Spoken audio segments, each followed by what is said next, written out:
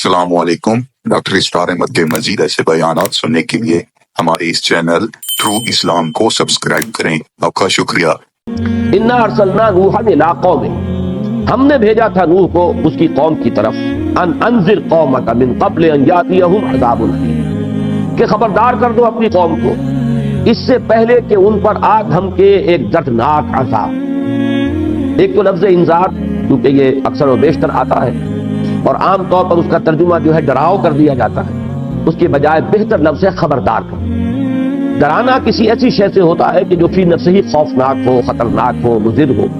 اور انذار در حقیقت خبردار کرنا ہوتا ہے کہ کوئی چیز تمہارے کسی عمل کا ایک نتیجہ برا نکل سکتا ہے تو انہیں پیشگی وارن کر دیا جائے۔ در حقیقت انگریزی کا لفظ وارن جو ہے وہ صحیح ترین مفہوم ادا کرتا ہے انذار کا، کہ خبردار کر دو اپنی قوم کو اس سے پہلے کہ وہ عذاب الہی ان پر آ جائے جس کے کہ گویا کہ وہ مستحق ہو چکے۔ یہ اصول سورہ بنی اسرائیل میں بیان ہوا ہے، وَمَا كُنَّا مُعَذِّبِينَ حَتَّى نَبْعَثَ رَسُولًا، اور ہمارا یہ طریقہ نہیں رہا ہے کہ عذاب بھیج دیں قوموں کے اوپر جب تک کہ ہم کسی رسول کو مبعوث نہ کریں۔ سورہ بنی اسرائیل کے دوسرے رکوع میں آیت نمبر 15 ہے، وَمَا كُنَّا مُعَذِّبِينَ حَتَّى نَبْعَثَ رَسُولًا۔ اس کے ضمن میں آج ہی ایک صاحب مجھ سے ملنے آئے تھے، وہ پاکستان کی انٹیلیجنس سروس کے کسی بڑے عہدے سے ریٹائر ہوئے ہیں،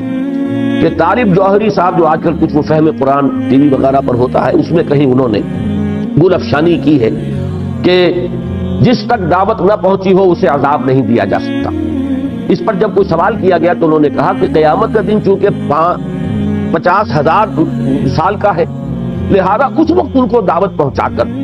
اور اس وقت حجت قائم کر دی جائے گی، اور اللہ تعالیٰ کا یہ قانون جو ہے کہ جب تک اتمام حجت نہ ہو عذاب نہ دیا جائے تو اس کی اس طریقے سے تکمیل کی جائے گی۔ اب یہ بات ایک ایسی ہے کہ اپنی جگہ پر نہایت غیر معقول بھی ہے، اس کے لیے کوئی دلیل نہ قرآن میں ہے نہ حضور صلی اللہ علیہ وسلم کے فرمودات میں ہے۔ انہوں نے یہ صاحب جو آئے تھے انہوں نے انہیں خط لکھا کہ آپ نے کیا بات کہی، اس کے لیے کوئی دلیل ہے تو لائیے۔ تو بہت عرصے تک تو انہوں نے جواب نہیں دیا، اس کے بعد جواب بھی دیا تو بول کر گئے کہ نہ تو اپنی بات کی انہوں نے وضاحت کی، نہ اس کے لیے دلیل پیش کی، نہ اس سے رجوع کیا۔ تو یہ بات اچھی طرح سمجھ لیجئے کہ در حقیقت عذاب دو ہے، ایک عذاب ہے دنیا کا عذاب، یہ جو اصول ہے وَمَا كُنَّا مُعَذِّبِينَ حَتَّى نَبْعَثَ رَسُولًا، یہ ہے دنیا کا عذاب، کسی قوم کو ختم کر دینا، نسیم منسیہ، گویا کہ ثابت ہو گیا کہ اس قوم میں اب خیر کا کوئی پہلو باقی نہیں رہا۔ تو جیسے آپ دیکھتے ہیں کہ کوڑا کرکٹ جمع کیا جاتا ہے اور پھر اس کو آگ لگا دی جاتی ہے، ختم کر دیا جاتا ہے، اسی طریقے سے جب کوئی قوم ثابت کر دے کہ اب اس میں کوئی خیر نہیں، کوئی بھلائی نہیں، بلکہ اس درجے اس کی سرشت بگڑ چکی ہے کہ آئندہ نسلوں سے بھی کوئی امید نہیں، یہ بات آئے گی آج حضرت نوح علیہ السلام کی دعا میں، تو پھر یہ ہے کہ اللہ تعالیٰ کی طرف سے ایک آخری اتمام حجت کے لیے رسول مبعوث کر کے، اور جب وہ رسول کی دعوت کو قبول کرنے سے انکار کر دیتے تھے تو ان کو نسیم منسیہ کر دیا گیا۔ یہ اس عذاب کا ذکر ہے۔ باقی یہ کہ آخرت کا عذاب، اس میں یقیناً درجہ رہے گا کہ کس شخص تک کس درجے میں اتمام حجت ہوا۔ جن لوگوں تک کسی رسول کی دعوت پہنچی ہی نہیں، اب یہ نہیں کہ وہاں دعوت پہنچائی جائے گی میدان حشر میں، بے تکی بات ہے، وہاں تو ویسے ہی حقائق اس طرح روشن ہو چکے ہوں گے کہ ایمان لانے کے لیے ہر شخص خود بےتاب ہوگا۔ ابو جہل شاید سب سے آگے بڑھ کر ایمان لائے، اور فرعون جو ہے وہ سب سے بڑے بلند بانگ انداز میں ایمان لائے، تو وہ بات تو بالکل غیر معقول ہے۔ البتہ جو معقول بات ہے وہ یہ ہے کہ جن لوگوں تک کسی رسول کی دعوت نہیں پہنچی، ظاہر بات ہے کہ ان کا محاسبہ صرف توحید کی اساس پر، اس لیے کہ توحید وہ شے ہے کہ جو فطرت انسانی میں مضمر ہے، جس کا عہد ہم کر کے اس دنیا میں الستو بربکم قالوا بلی، اور اس کے بعد یہ کہ اس کائنات کے چپے چپے میں توحید کے آثار موجود ہیں، برگ درختان سبز در نظر ہوشیار، ہر ورقت دفتر اصل معرفت کردگار۔ تو انسان اگر تعصب کو ہٹا کر اور تقلیدی ذہن سے آزاد ہو کر اگر ذرا غور کرے گا تو کائنات کا ذرہ ذرہ گواہی دے رہا ہے توحید۔ تو توحید تک جو شخص آ گیا ہے وہ گویا کہ وہاں اگر اس کے پاس کسی رسول کی دعوت نہیں پہنچی تو رسول پر ایمان لانے کا وہ مکلف نہیں ہوگا، البتہ توحید کی بنیاد پر اس کا محاسبہ ہوگا، اور اگر وہ شخص توحید پر قائم ہوگا تو امید ہے اللہ تعالیٰ کے فضل و کرم سے کہ اس کی نجات ہوگی اور اسے جنت میں داخلہ مل جائے گا۔ اصل وجہ یہ ہے۔ تو یہاں پر یہ سمجھ لیجئے کہ وَمَا كُنَّا مُعَذِّبِينَ حَتَّى نَبْعَثَ رَسُولًا، اس کا تعلق در حقیقت اس عذاب استیصال سے، استیصال یہ لفظ بنا ہے اصل سے، اصل کہتے ہیں جڑ کو، استیصال جڑ سے اکھیڑ دینا، کسی قوم کو جڑ سے اکھیڑ دینا، اس کو بالکل نسیم منسیہ کر دینا، جیسے کہ ان 6 اقوام کا ذکر قرآن مجید میں بار بار آیا ہے، جس کے لیے الفاظ آتے ہیں کالم یغنو فیہا، ایسے ہو گئے جیسے تھے ہی نہیں۔ لا یرا الا مساکنہم، اب ان کے صرف مسکن نظر آ رہے ہیں، محل نظر آ رہے ہیں، جو لوگ ان میں آباد تھے اور رہ رہے تھے وہ نظر نہیں آ رہے۔ یا قطع دابر القوم الذین ظلموا، یا گویا کہ جڑ کاٹ دی گئی اس قوم کی کہ جس نے شرک اور ظلم کی روش اختیار کی۔ یہ عذاب جو ہے دنیا میں جن اقوام پر بھی آیا ہے، اللہ کا ایک قانون مستقل یہ رہا ہے کہ پہلے اپنے رسول کو بھیج کر اتمام حجت، تاکہ بات بالکل واضح ہو کر سامنے آ جائے۔ وہ رسول جو ہے وہ اپنے کردار کے اعتبار سے بھی ہر شک و شبہ سے بالا تر، اس کی صداقت اور امانت کی گواہی دشمن بھی دے رہے ہیں، اس کے اوپر کہیں کوئی شبہ کرنے کی کوئی گنجائش نہ ہو، پھر اس کا کردار بھی ایک روشن کتاب کے مانند ہو، اور پھر وہ اللہ کی آیات پڑھ کر ان کو سنائے، تاکہ پھر ثابت ہو جائے کہ اب بھی جو نہیں مان رہا اس میں خیر کا کوئی مادہ سرے سے موجود نہیں، تب پھر اس قوم کو ہلاک کر دیا جائے۔ تو یہ بات وہی فرمائی گئی، انا ارسلنا نوحا الی قومہ ان انذر قومک من قبل ان یاتیہم عذاب علیم، ہم نے بھیجا تھا نوح کو اس کی قوم کی طرف کہ خبردار کر دو اپنی قوم کو اس سے پہلے کہ ان پر وہ دردناک عذاب آ دھمکے۔ اب دیکھیے بہت ہی مختصر جو ہے تمہید ہوئی ہے، اس کے فوراً بعد حضرت نوح علیہ السلام کا ذکر شروع ہوا ہے، اور اس میں بھی زیادہ تر جو ہے ان کی فریاد، اس پوری صورت کے اندر جو ہے اس کا اکثر و بیشتر حصہ حضرت نوح علیہ السلام کی فریاد ہے اپنی قوم کے خلاف۔ لیکن یہ کہ بہرحال شروع میں انہوں نے جس انداز میں جس طریقے سے دعوت پہنچائی ہے اس کا نقشہ، اور اس میں ہر داعی دین کے لیے ایک مثال ہے کہ کس جذبے کے ساتھ، کس دل سوزی کے ساتھ، کس طرح گویا کہ آدمی مضطر ہو گیا ہو، اس کو چین نہ پڑ رہی ہو کسی طرح بھی، وہ دعوت پہنچانے میں اپنی امکانی حد تک اپنی تمام وسائل و ذرائع کو اور صلاحیت کو استعمال کر دے اور کھپا دے۔ اس کے لیے گویا کہ ایک بہت عمدہ مثال ہے اس سورہ مبارکہ میں جو حضرت نوح کی ہمارے سامنے آ رہی ہے۔ قال یا قوم انی لکم نذیر مبین، انہوں نے فرمایا ہے میری قوم میں تمہارے لیے ایک کھلا خبردار کرنے والا، نذیر مبین، یعنی یہ کہ میں جو کلام پیش کر رہا ہوں اللہ کی طرف سے، اس کے اندر بھی کوئی ابہام نہیں، کوئی ایچ پیچ نہیں۔ جیسے کل ہم نے جمعے میں سورہ کہف کی ابتدائی آیت پڑھی، الحمدللہ الذی انزل علی عبدہ الکتاب ولم یجعل لہ عوجا، کوئی ایچ پیچ نہیں، کوئی اس کے اندر ایسا نہیں کہ ایسا کلام جو ذو معنیین ہو وہ کہا جائے۔ اس لیے کہ کاہن قسم کے جو لوگ ہوتے ہیں، جوتشی قسم کے لوگ جو اپنی دکانداری چلاتے ہیں، وہ بڑے ذو معنی جملے کہتے ہیں جس کا مفہوم ادھر بھی نکل سکے ادھر بھی نکل سکے، تاکہ جو بھی نتیجہ برآمد ہو اس کے لیے جسٹیفیکیشن ان کو پہلے سے اپنے ان الفاظ کے اندر موجود رکھ لیں۔ لیکن یہ کہ اللہ کے رسول جو بات لے کر آتے ہیں دو ٹوک، واضح، صریح، مبین۔ دوسرے یہ کہ اس میں ذرا کمپیئر کیجئے کہ اصل میں عرب میں ایک رواج تھا، چونکہ آپ کو معلوم ہے کہ قبائلی زندگی اور ٹرائبل ریڈز ہوتی تھی، ایک دوسرے پر غارت گری کرتے تھے، حملے کرتے تھے، تو سب سے بڑی خبر وہاں یہ ہوتی تھی کہ کوئی قبیلے کا شخص کو اطلاع مل گئی ہو کہ فلاں قبیلہ ہم پر حملہ کرنے والا ہے۔ اب اس کے لیے گویا کہ ایمرجنسی ہوتی تھی کہ جلد از جلد وہ اپنی پوری قوم کو متنبع کر دے کہ وہ تیار ہو۔ اس کے لیے ان کے ہاں ایک رواج تھا کہ کوئی شخص جس کے پاس ایسی کوئی خبر پہنچتی تھی، وہ اپنے کپڑے پھاڑ کر اور ننگا ہو کر بالکل عریاں کسی بلند مقام پر کھڑا ہوتا تھا اور چیختا تھا وا صباحا، ہائے وہ صبح جو آنے والی ہے۔ اس لیے کہ عام طور پر جنہیں آپ کہتے ہیں the small hours of the morning, یہ صبح 2، 3، 4 بجے کا جو وقت ہوتا ہے انتہائی غفلت کا وقت ہوتا ہے، لوگ سوئے ہوتے ہیں، اس وقت وہ پھر آ کر حملہ کیا کرتے ہیں۔ تو ہائے وہ صبح جو آنے والی ہے، بڑی تباہ کن صبح جو آنے والی ہے، تو لوگ دوڑتے تھے اس کی طرف تاکہ وہ معلوم کریں کہ کیا خبر اس تک پہنچی ہے۔ اس لیے کہ آواز ظاہر بات ہے کہ محدود ہوتی تھی کہاں تک پہنچے گی، لیکن نگاہ دور تک جاتی ہے۔ دور سے آدمی جب دیکھتے تھے کہ ایک شخص ننگا کھڑا ہوا ہے کہیں، تو نذیر عریان اس کو کہتے تھے کہ یہ ننگا خبردار کرنے والا، وارن کرنے والا، اور لپکتے تھے اس کی طرف کہ کوئی بڑی اہم خبر ہے۔ اصل میں حضور صلی اللہ علیہ وسلم نے اسی میں اجتہاد سے کام لیا تھا، یہی نعرہ آپ نے لگایا تھا وا صباحا، جب آپ کو ہے صفا پر کھڑے ہوئے ہیں، جب حکم آیا تھا کہ فاصدع بما تؤمر، اب آپ ڈنکے کی چوٹ کہیے جو کچھ کہنا ہے۔ اس سے پہلے 3 برس تک حضور نے صرف پرسنل کانٹیکٹ کے ذریعے سے، اسے خفیہ نہ کہیں، انڈر گراؤنڈ نہ کہیں، یہ الفاظ غلط ہیں، لیکن صرف پرسنل کانٹیکٹ کے ذریعے سے بات جو ہے آگے بڑھائی تھی۔ لیکن پھر جب حکم ہوا فاصدع بما تؤمر، تو اب حضور نے یہی شکل اختیار کی، بلندی پر کھڑے ہو گئے کوہ صفا پر، وہاں اپنے نعرہ لگایا وا صباحا۔ تو گویا کہ ہمیں یہ معلوم ہوا، اس سے اصول یہ مستنبط ہوا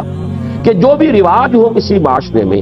ان میں جو حصہ تو ہے غلط اس کو ترک کر دیا جائے، باقی حصے کو اختیار کیا جائے، اس لیے کہ لوگ اسی سے مانوس ہوتے ہیں، لوگوں کی عادت جو بن چکی ہوتی ہے اسی کے پہلو سے۔ تو حضور نے بھی وا صباحا کا نعرہ لگایا، لوگ جمع ہوئے تو پھر آپ نے اپنی دعوت پیش کی۔ تو وہ نذیر عریاں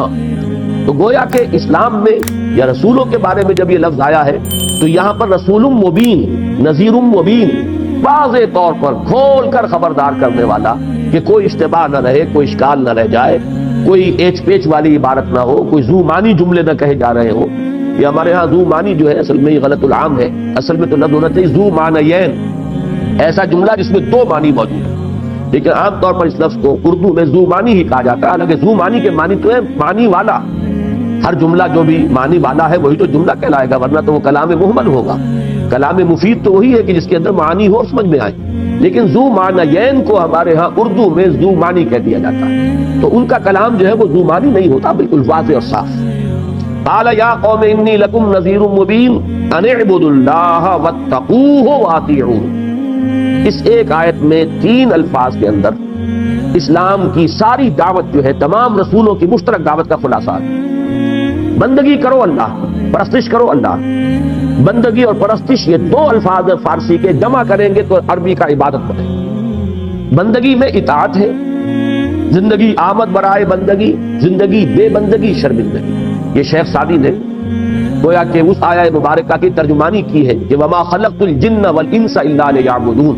میں نے جنوں اور انسانوں کو صرف اسی لیے پیدا کیا ہے کہ وہ میری بندگی کریں، میری عبادت کریں. تو یہاں وہ بندگی کا لفظ آئے کہ زندگی آمد برائے بندگی، زندگی بے بندگی شرمندگی. بڑا پیارا شعر ہے، اس میں صوتی آہنگ بھی ہے. لیکن یہ ہے کہ محض بندگی جو ہے وہ عبادت کے مفہوم کو پورا نہیں کرتی، جبکہ اس کے ساتھ پرستش میں آپ کو معلوم ہے کہ محبت، عقیدت، تعظیم، پرستار کسی شے کا ہونا اور وہی اس کا مطلوب بن جائے. دولت کا پرستار، دولت پرست، وطن پرست، قوم پرست. اب یہ تمام پرستش کے جو الفاظ جو آتے ہیں تو پرستش اور بندگی کو جمع کر دیجئے تو لفظ عبادت بنے گا. ان اعبدوا اللہ، بندگی اور پرستش کو خالص کر دو اللہ کے. واتقوہ، اور اس کے ساتھ ہی آیا اس کا تقوی اختیار، اس کی فرما برداری اختیار کرو، کہیں بھی اس کے حکم کے خلاف کوئی حرکت تمہاری نہ ہو. واطیعون، یہ ہے پھر تیسرا پہلو. 2 حصے تو ہو گئے جو اللہ تعالیٰ کے ساتھ تعلق ہے انسان کا، اور ایک یہ تیسرا جو ہے یہ تعلق ہے رسول کے ساتھ. اطیعون، اطاعت کرو میری، یعنی یہ دوسرا لازمی حصہ رہا ہے تمام انبیاء کرام کی دعوت کا، تمام رسولوں کی دعوت کا، کہ تم میری اطاعت کے پابند ہو، تمہیں میری اطاعت کرنی ہوگی. جیسے کہ حضور صلی اللہ علیہ وسلم کے ضمن میں بار بار آیا ہے وَمَن يُطِعِ اللَّهَ وَمَن يُطِعِ الرَّسُولَ فَقَدْ أَطَاعَ اللَّهَ. جو رسول کی اطاعت کرتا ہے وہ اللہ کی اطاعت کرتا ہے. وَمَا أَرْسَلْنَا مِن رَّسُولٍ إِلَّا لِيُطَاعَ بِإِذْنِ اللَّهِ، اور ہم نے نہیں بھیجا کسی بھی رسول کو مگر اس لیے کہ اس کی اطاعت کی جائے اللہ کے حکم سے. تو معلوم یہ ہوا کہ رسول کی اطاعت، اور یہ میں نے سورہ نساء کے درس کے دوران کئی مرتبہ واضح کیا، چونکہ وہ منافقین کا جو مضمون ہے سورہ نساء میں بہت ہی تکرار کے ساتھ اور اعادے کے ساتھ اور وضاحت کے ساتھ آیا ہے کہ یہی شے تھی اصل میں جو سب سے بھاری گزرتی تھی منافقین، کہ یہ ہم جیسے انسان ہیں، جیسے 2 ہاتھ ہمارے، 2 ہاتھ ان کے، 2 آنکھیں ہماری، 2 آنکھیں ان کی اطاعت کیوں ہم پر لازم؟ ہم اللہ کو ماننے کو تیار ہیں، اللہ کی بندگی کریں گے، اللہ کی اطاعت کریں گے، لیکن یہ کہ شخصاً رسول کی اطاعت یہ بڑی شاق ہوتی. اور اس پہ یہ بات مان لینی چاہیے کہ واقعتاً ہمارے لیے وہ مشکل نہیں ہے جتنی کہ اس وقت کے لوگوں کے لیے مشکل ہے. ہمارے لیے حضور شخصاً موجود نہیں ہے اس وقت، وہ تو جیسے اللہ کی اطاعت ویسے رسول کی اطاعت. ہمارے لیے رسول بھی ایک گویا کہ ادارے کی حیثیت رکھتے ہیں، ایک انسٹیٹیوشن ہے. اللہ کا کلام، اس کے رسول کا فرمان. وہ شخص محمد صلی اللہ علیہ وسلم وہ تو ہمارے سامنے نہیں. وہاں کے لوگوں کی دقت یہ تھی کہ ان کے سامنے حضور تھے اور نظر تو آ رہے تھے کہ وہی 2 ہاتھ پاؤں ان کے بھی ہیں، وہی 2 آنکھیں ان کی ہیں، 2 کان ان کے ہیں، پھر کسی کے یہ بھتیجے ہیں، کسی کے یہ چچا ہیں، کسی کے شوہر ہیں، کسی کے باپ ہیں. معلوم یہ ہوا کہ تمام ہمارے معاشرے کے اندر گندھے ہوئے ہیں رشتوں کے حساب سے. تو اب اپنے جیسے انسان کی اطاعت کیسے کیا؟ یہ ہے در حقیقت کہ جو بہت شاق گزرتی تھی اور بڑے گہرے یقین اور ایمان کی ضرورت تھی، جس میں کہ انتہا کا مقام جو نظر آتا ہے بلند ترین وہ حضرت ابو بکر صدیق کا ہے رضی اللہ تعالیٰ عنہ. جس طرح انہوں نے اپنے آپ کو گم کیا ہے حضور کی شخصیت. معلوم ہوتا ہے کہ کہیں کوئی رائے پوری زندگی میں، پوری سیرت آپ پڑھ جائیے، حضرت عمر کو بھی کبھی کبھی کسی معاملے میں اشتباہ ہو جاتا تھا، جیسے کہ صلح حدیبیہ کے وقت ہو گیا ہے اور مختلف مواقع پر. لیکن اور اسی طریقے سے حضرت عمر کی رائے جو ہے مختلف تھی اسیران بدر کے معاملے میں، لیکن وہاں بھی حضور کے ساتھ بریکٹڈ ہے حضرت ابو بکر رضی اللہ تعالیٰ. انہوں نے گویا کہ اپنے آپ کو بالکل ضم کر دیا تھا، گم کر دیا تھا حضور صلی اللہ علیہ وسلم کی شخصیت مبارکہ میں، کہ جو آپ کی سوچ ہے وہی میری سوچ ہے، جو آپ کی پسند ہے وہی میری پسند ہے، جو چیز آپ کو ناپسند ہے وہی مجھے ناپسند ہے. تو یہ جو اطاعت ہے در حقیقت یہ ہے پیمانہ کہ کس درجے میں رسول کے ساتھ حقیقی ایمان کا تعلق موجود ہے، اور یہ جیسا کہ میں عرض کر چکا ہوں جزو لازم ہے لا الہ الا اللہ محمد رسول اللہ۔ صرف یہ کہ اللہ کا کہنا ماننا اور اللہ کی اطاعت اور پرستش اس سے کام نہیں بنے گا جب تک کہ اطاعت رسول صلی اللہ علیہ وسلم وہ بھی اس کے ساتھ موجود نہ ہو۔ ان اعبدوا اللہ واتقوہ واطیعون یغفر لکم من ذنوبکم، اللہ تعالیٰ معاف فرما دے گا تمہارے لیے تمہارے کچھ گناہ۔ یہاں ذرا نوٹ کر لیجئے کہ من ذنوبکم پر بحث کرنی پڑی ہے مفسرین کو کہ یہاں من کیوں لایا گیا؟ یغفر لکم ذنوبکم، بات پوری ہو جاتی تمہارے گناہ بخش دے گا۔ اب یہ من بعض حضرات نے کہا یہ زائد ہے، یعنی لفظاً تو یہاں ہے لیکن اس کے معنی نہیں کیے جائیں گے، یہ لفظ زائد ہے، لیکن یہ کہ مجھے ان حضرات سے اتفاق ہے جو کہتے ہیں قرآن مجید میں کوئی لفظ زائد نہیں ہے۔ یہ در حقیقت ہمارا قلت تدبر ہے کہ کوئی بات ہماری سمجھ میں نہیں آئی تو ہم نے کسی لفظ کو زائد کہہ دیا، حالانکہ کوئی لفظ قرآن مجید کے اندر زائد نہیں ہے، جو بھی ہے وہ ٹھیک ہے اپنی جگہ پر، بامانی ہے، لازم ہے۔ جیسے کہ غالب نے کہا ہے کہ گنجینہ معنی کا طلسم اس کو سمجھیو جو لفظ کے غالب میرے اشعار میں آوے، یہ نہیں کہ یہ خامخواہی آ گیا ہے یا برائے بیت آ گیا ہے یا وزن پورا کرنے کے لیے آ گیا ہے۔ تو قرآن مجید کی شان سے یہ شے فروتر ہے کہ یہ تصور کیا جائے کہ اس میں کوئی لفظ زائد ہے۔ لیکن اس کے بعد پھر بعض حضرات نے کہا ہے کہ یہ ان کے معنی میں ہے، وہ بات بھی کوئی وزنی نہیں بنتی، اگرچہ اصول یہ ہے کہ یہ حروف جار جو ہیں وہ اکثر ایک دوسرے کی جگہ پر استعمال کر لیے جاتے ہیں، لیکن یہ کہ یہاں بھی وہ کوئی بامانی بات نہیں بن رہی۔ لیکن یہ کہ ایک رائے یہ ہے کہ یہ من بیانیہ ہے، یہاں پر جیسے کہ وَلْتَكُن مِّنكُمْ أُمَّةٌ يَدْعُونَ إِلَى الْخَيْرِ میں تفصیل سے بیان کر چکا ہوں کہ اس کے بارے میں دو رائے ہیں، من بیانیہ ہے اور ایک ہے من تبعیضیہ کہ کچھ اس میں سے کوئی حصہ مراد، جبکہ من بیانیہ کے اندر وہ تمام ہی کی وضاحت کے لیے لفظ آتا ہے کہ یہ تمہارے جنس سے گناہ جو ہیں، تمہارے جو معاصی ہیں وہ کل کے کل معاف کر دیے جائیں گے، اس لیے کہ یہ من تبعیضیہ نہیں۔ ایک رائے یہ ہے، اس پر مولانا امین حسن اصلاحی صاحب بھی جازم ہیں، اور میں نے یہ دیکھا کہ تفسیر مظہری کے مصنف جو ہے قاضی ثناء اللہ پانی پتی، انہوں نے بھی اس کو من تبعیضیہ ہی مانا ہے کہ اس میں بعض مراد ہے۔ اصلاحی صاحب نے یہ مراد لی ہے کہ اس سے مراد ہے اسلام لانے سے پہلے کے گناہ۔ اگر یہاں یہ من نہ ہوتا تو اس بات کا احتمال تھا کہ یہ سمجھا جاتا کہ گویا کہ آئندہ کے بھی تمام گناہ، اگلے پچھلے تمام گناہ معاف کر دے گا تھا، حالانکہ اسلام لانے سے اور ایمان لانے سے ایک شخص کی گزشتہ زندگی کے گناہ تو معاف ہو جاتے ہیں، لیکن آئندہ کی ظاہر بات ہے کہ اس کے اعمال کے اعتبار سے معاملہ ہوگا، اس نے کتنی اطاعت کی کتنی نہیں کی۔ اس کا ایک بڑا دلچسپ واقعہ ہے حضرت عمرو بن العاص کا رضی اللہ تعالی عنہ۔ وہ جب حضور کے پاس حاضر ہوئے تھے ایمان لانے کے لیے تو انہوں نے کہا حضور ہاتھ بڑھائیے، میں آپ سے بیعت اسلام کرنا چاہتا ہوں۔ حضور نے اپنا داہنا ہاتھ بڑھا دیا، اب انہوں نے اپنا ہاتھ کھینچ لیا۔ حضور نے پوچھا یہ کیا کیا تم نے؟ تو کہنے لگے حضور ایک شرط ہے، وہ میری شرط پہلے آپ مانیں۔ حضور نے فرمایا شرط کیا ہے؟ تو عرض کیا کہ یہ طے ہو جائے کہ میرے اب آج تک کے جتنے گناہ ہیں وہ معاف ہو جائے۔ تو حضور نے فرمایا کہ یہ تو ہے ہی ہے، تین اعمال ایسے ہیں کہ جن کے نتیجے میں سابقہ زندگی کے تمام گناہ معاف ہو جائیں۔ ایک کفر سے اسلام میں آنا، نمبر دو ہجرت جو خالص اللہ کے دین کے لیے اپنے مکان کو اپنے وطن کو چھوڑ کر ہجرت کرتا ہے، اور تیسرے حج مبرور، وہ حج جو خالص ہو اور وہ اللہ کے ہاں قبول ہو جائے، وہ بھی تمام سابقہ گناہوں کے لیے تلافی کا ذریعہ بن جاتا ہے۔ تو پھر انہوں نے بیعت کی کہ حضور کا یہ تو ہے، اس میں تمہیں خواہ کاہے کا اندیشہ ہے، یہ کوئی شرط عائد کرنے کی ضرورت نہیں ہے، اس میں یہ تو فی الواقع ہے کہ یہ تین افعال ایسے ہیں کہ جن سے سابقہ زندگی کے تمام گناہ معاف ہوتا ہے۔ تو ایک رائے تو اصلاحی صاحب کی تو یہ ہے، لیکن دوسری رائے جو ہے مجھے وہ زیادہ قوی معلوم ہوتی ہے قاضی ثناء اللہ پانی پتی رحمۃ اللہ علیہ کی، کہ انہوں نے یہ کہا ہے کہ گناہوں میں ایک تقسیم ہے کہ ایک گناہ ہے حقوق العباد کے اور ایک گناہ ہے حقوق اللہ کے۔ حقوق اللہ کے جتنے بھی گناہ ہیں، جو کوتاہیاں ہیں، جو بھی تقصیر ہے، وہ سب تو معاف ہو جائیں گے، لیکن حقوق العباد کا معاملہ تو کسی صورت میں بھی معاف نہیں ہو سکتا جب تک کہ یا تو جو بھی ایگریوڈ پارٹی ہے جس پر زیادتی کی گئی ہے، جس پر ظلم ہوا ہے، یا تو وہ معاف کرے اور یا اس کو کمپنسیشن دلوائی جائے گی قیامت کے دن۔ جیسے کہ ایک حدیث بڑی پیاری ہے اور بڑی ہی نصیحت آموز ہے کہ حضور نے ایک مرتبہ صحابہ سے پوچھا اتدرون من المفلس، کیا آپ لوگ جانتے ہیں مفلس کون؟ تو جواب کیا ہو سکتا تھا؟ صحابہ نے عرض کیا کہ المفلس عندنا من لا درہم لہ ولا دینار، حضور ہم تو مفلس اسی کو سمجھتے ہیں جس کے پاس روپیہ پیسہ نہیں، دینار اور درہم نہیں۔ آپ نے فرمایا نہیں، میری امت کا مفلس وہ شخص ہوگا جو قیامت کے دن جب حاضر ہوگا میدان حشر میں تو نمازوں کی بھی بڑی سی مقدار لے کر آئے گا، روزے بھی ہوں گے اور حج بھی ہوں گے اور عمرے بھی ہوں گے، لیکن وقد شتم ھذا وقذف ھذا واکل مال ھذا، فلاں شخص کو اس نے گالی دی تھی، فلاں شخص کی عزت پر حملہ کیا تھا، فلاں شخص کا مال ہڑپ کر گیا تھا، یعنی حقوق العباد جو ہے ان کو جو تلف کیا تھا تو وہ مدعین آ جائیں گے۔ کوئی کہے گا پروردگار اس نے مجھ پر یہ ظلم کیا، اللہ کہے گا اچھا اس کی نمازیں اس کو دے دو۔ ابھی کوئی دوسرا آ جائے گا پروردگار اس نے میرا مال ہڑپ کیا ناجائز طریقے سے، اللہ فرمائے گا کہ روزے اس کو عطا کر، تمام اس کے نیک اعمال ختم ہو جائیں گے اور مدعی ابھی باقی ہو،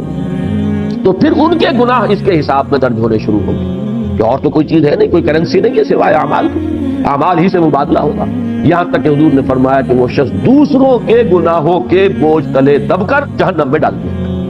وہ نمازیں اور روزے اور حج اور عمرے جو ہیں وہ اسے بچا نہیں سکیں گے اگر حقوق العباد کے معاملے میں اس سے یہ کوتاہی ہے۔ تو میرے نزدیک قاضی ثناء اللہ پانی پتی رحمۃ اللہ علیہ کی یہ بات زیادہ وزنی ہے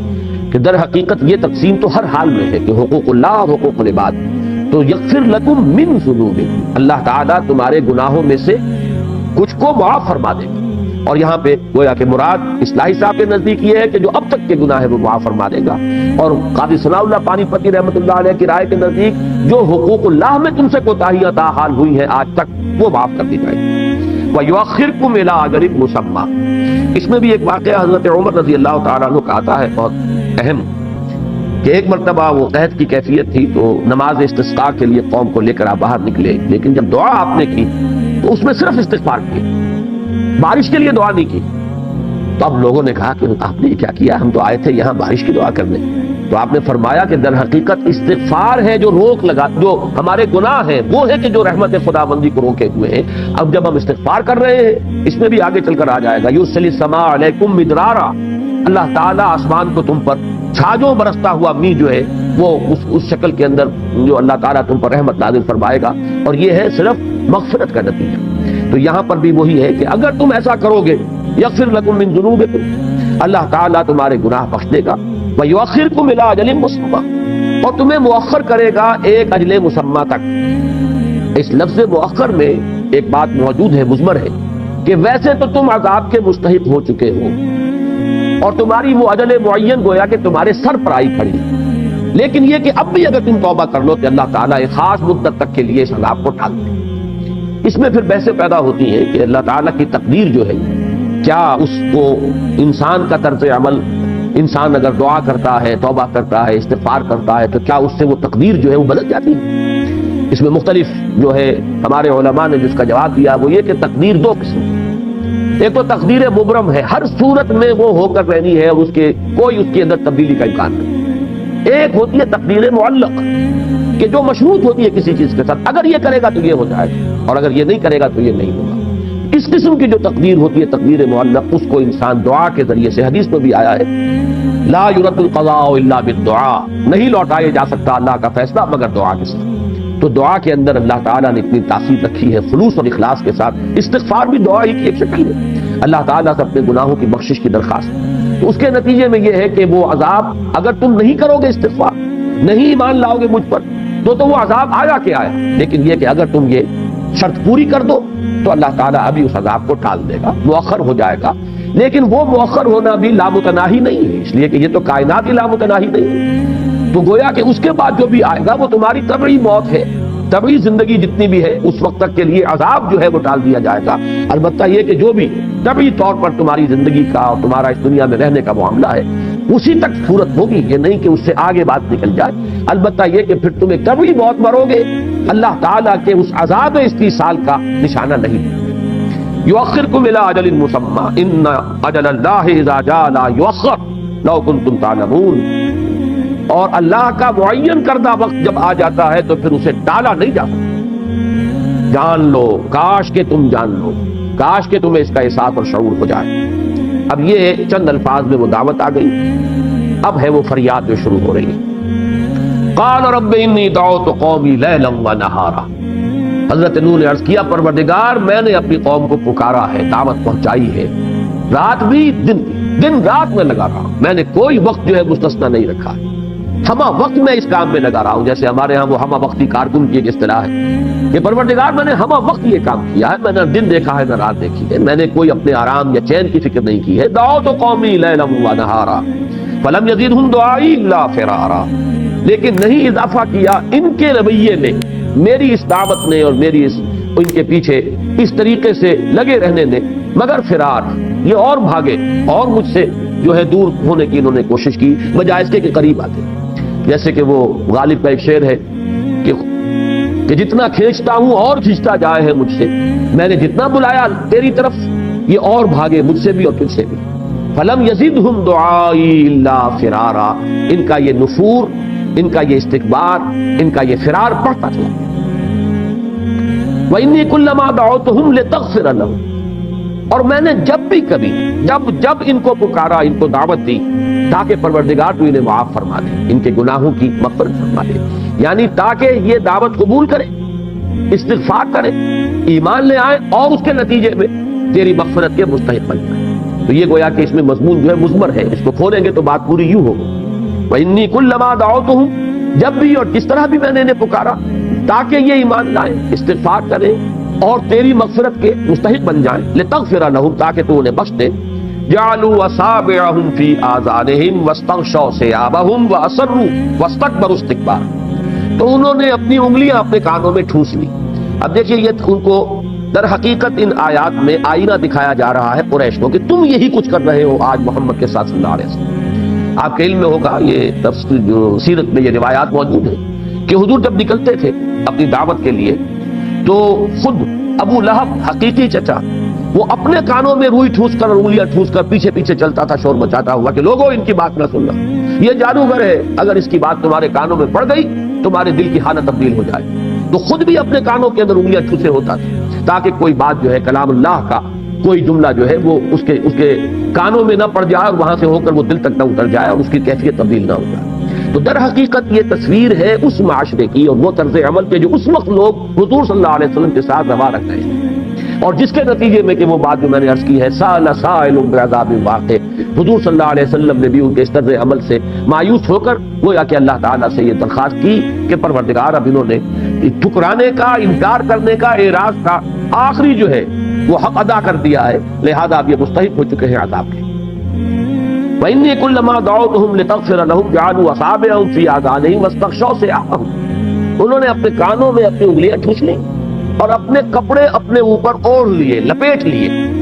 اب اس کے دو معنی ہو سکتے ہیں، ایک تو یہ کہ وہ دیکھنا بھی نہیں چاہتے تھے حضور کو، تو جس طریقے سے اعراض کرتے ہوئے اظہار نفرت کے طور پر کوئی شخص منہ پھیر لیتا ہے، کوئی شخص اپنا چادر جو ہے اس طریقے سے جو ہے لپیٹ لے کہ میں نہ آپ کو دیکھنا چاہتا ہوں نہ آپ کی بات سننا چاہتا ہوں۔ اور ایک یہ بھی ہو سکتا ہے کہ کانوں میں انگلیاں ٹھوسنے کے بعد بھی امکان رہتا ہو کہ کہیں کوئی بات جو ہے وہ میرے کان میں پڑ ہی نہ جائے، تو مزید یہ کہ کپڑے کو بھی اور اوپر سے کس لیا جائے۔ وَاسْتَغْشَوْا ثِيَابَهُمْ، اوڑھ لیے انہوں نے، لپیٹ لیے اپنے گرد اپنے کپڑے، اپنی چادریں۔ وَأَصَرُّوا وَاسْتَكْبَرُوا اسْتِكْبَارًا، اصرار یہاں اب صاد سے آیا ہے، اس کے معنی ہے ضد کرنا، ہٹ دھرمی، ڈٹ جانا غلط بات کے اوپر، اڑ جانا۔ وَأَصَرُّوا، انہوں نے اصرار کیا ہے، یہ جم گئے ہیں، جامد ہو کر رہ گئے کہ زمین جنبت نہ جنبت گل محمد۔ وَاسْتَكْبَرُوا اسْتِكْبَارًا، انہوں نے بڑا استکبار کیا۔ اس سورہ مبارکہ میں یہ مصدر جو آ رہا ہے بار بار آپ دیکھیں گے، یہ مفعول مطلق یہ تاکید کے لیے ہوتا ہے، فعل کے ساتھ اس فعل کا مصدر جب لایا جاتا ہے حالت نصبی میں تو گویا کہ اس فعل کی ایک ایسی تصویر جو انتہائی شدت کی ہو اپنی اصل حقیقت کے اعتبار سے۔ وَاسْتَكْبَرُوا اسْتِكْبَارًا، انہوں نے تکبر کیا جیسے کہ تکبر کیا جاتا ہے، انہوں نے آخری درجے میں تکبر کیا، بات سننے سے انکار کیا، ٹھکرا دیا ہے میری دعوت کو، میری بات سننے کے بھی روادار نہیں رہے۔ وَإِنِّي كُلَّمَا دَعَوْتُهُمْ لِتَغْفِرَ لَهُمْ جَعَلُوا أَصَابِعَهُمْ فِي آذَانِهِمْ وَاسْتَغْشَوْا ثِيَابَهُمْ وَأَصَرُّوا وَاسْتَكْبَرُوا اسْتِكْبَارًا ثُمَّ إِنِّي دَعَوْتُهُمْ جِهَارًا ثُمَّ إِنِّي أَعْلَنْتُ لَهُمْ وَأَسْرَرْتُ لَهُمْ إِسْرَارًا، پھر میں نے ان کو پکارا ہے بلند آواز کے ساتھ۔ یہ جہری نماز اور سری نماز یہ تو ہمارے ہاں ہے نا، جہری ظہر عصر کی جو ہے یہ سری ہے، جہری رکعتیں اور سری رکعتیں، تو اس کو ذہن میں رکھیے، ایک ہے آواز سے، بلند آواز سے، اور ایک ہے جا کر خاموشی کے ساتھ خفیہ انداز میں کسی کو علیحدہ لے جا کر کوئی بات سمجھانے کی کوشش کریں۔ تو یہاں جو الفاظ آئے ہیں ثم انی دعوتہم جہارا، پروردگار پھر میں نے، اس سے گویا کہ یہ نتیجہ نکلتا ہے کہ پہلے جس دعوت کا ذکر ہے وہ پرسنل کانٹیکٹ والا ذکر، اس لیے کہ ثم کا لفظ آیا، सुम्मा दर हकीकत तराखी के लिए आता है, पहले किसी बात के बाद फिर जो बात आएगी वो लफ्ज़ सुम्मा के साथ आएगी। इसका मतलब यह है कि पहले, और ये बिल्कुल वही बात है जो सीरत नबी में हमें मिलती है कि 3 बरस तक हुजूर ने सल्लल्लाहु अलैहि वसल्लम, ये नहीं कि आपकी दावत के अंदर वो जोशो खरोश नहीं था,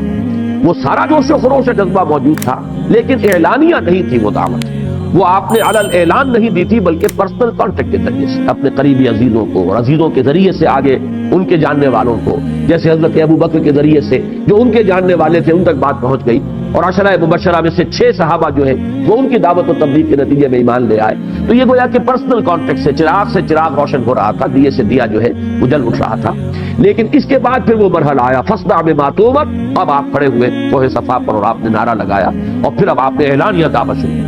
तो ये सुम्मा दर हकीकत चूंकि लफ्ज आया है, तो पहली दावत वो है कि जिसकी कैफियत वो थी कि महज पर्सनल कॉन्टेक्ट से बात को आप पहुंचा रहे थे, लेकिन उसके बाद फिर आपने अलल ऐलान, डंके की चोट, फस्दा बिमा तुमर, सुम्मा इन्नी दाअतुहुम जिहारा, सुम्मा इन्नी आलनतु लहुम व असररतु लहुम इसरारा। ये तीसरी बात जब आई है, ये गोया कि इन दोनों चीजों का मजमुआ बन गया है। पहले मरहले में दावत सिर्फ पर्सनल कॉन्टेक्ट के जरिए से, दूसरे मरहले में वो एक यानी एलानिया दावत, अलल ऐलान, डंके की चोट, तीसरे मरहले में आकर ये दोनों कंपोनेंट्स उसमें शामिल हो गए। फिर मैंने इनको ज़ाहिरी भी पुकारा है, अलहदगी में भी पुकारा है, अलहदा समझाने की भी कोशिश जारी रखी है। तो ये पर्सनल कॉन्टेक्ट का मामला कभी खत्म नहीं हुआ करता। कोई दावत, कोई तहरीक, चाहे वो आवामी मरहले में आ गई हो, लेकिन उसके बाद भी ये पर्सनल कॉन्टेक्ट के जरिए से दावत जो है, इफादियत उसकी इंतहाई है और उसको बरकरार रहना चाहिए। तो मैंने सुम्मा इन्नी आलनतु लहुम, अगर फिर एक तराखी आ रही है तो ये दावत के 3 मराहिल में उसको अच्छी तरह समझ लीजिए। उसमें तीसरा मरहला जो है वो भी एक गोया के मिक्सचर है,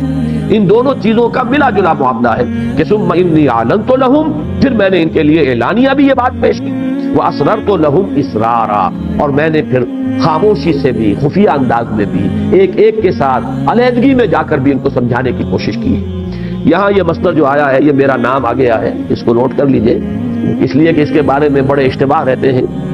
अक्सर लोग तो नाम जो पहली मर्तबा मेरा सुनते हैं तो वो समझते हैं कि ये लफ्ज गलत है,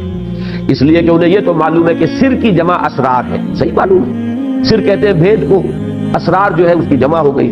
तो आमतौर पर मेरा नाम लोग प्रोनाउंस ही करते हैं असरार, वो समझते हैं कि इसने गलत नाम अपना रख लिया है तो हमें तो उसकी तस्दीक कर देनी चाहिए। लेकिन मेरा नाम जो है हकीकत में असलन इसरार ही है। इस पर बड़ी बहस हो गई थी, ये सन 82-83 में जब बड़ी कंट्रोवर्सी चल रही थी मेरी जात के हवाले से, वो खवातीन का मामला, तो हर एतबार से मुझ पर जो हमले हुए थे उनमें से एक ये भी था कि नाम ही गलत है इनका। तो मुझे फिर वो तहकीक करनी पड़ी, और जब फिर मैंने लिसानुल अरब को कंसल्ट किया तो मैं हैरान रह गया कि लफ्ज इसरार जो है ये मस्तर है इफाल से, सिर से इसरार, इसके मानी किसी चीज का छुपाना या छुपाकर कोई बात किसी को बताना। इजहार मेरे बड़े भाई का नाम है, वो है किसी शय को जाहिर करना या किसी शय को गालिब करना। इसरार इसके बरक्स से किसी शय को छुपा लेना या छुपाकर खुफिया तरीके से किसी को कोई बात बताना। जैसे सूरह तहरीम में आया, नबी इला बाज़ अज़वाजिही हदीसा, जबकि नबी सल्लल्लाहु अलैहि वसल्लम ने एक बात अपनी बाज़ अज़वाज में से बात को बतौर राज बताई, लेकिन लिसानुल अरब में ये बात पढ़कर मैं हैरान रह गया कि ये लफ्ज अरबी जबान के उन चंद अल्फाज में से है कि जिनमें मुतज़ाद मानी बैक वक्त मौजूद होती है। इसरार के मानी सिर्फ छुपाकर कहना नहीं है, बल्कि इसमें इजहार का मफहूम भी मौजूद है,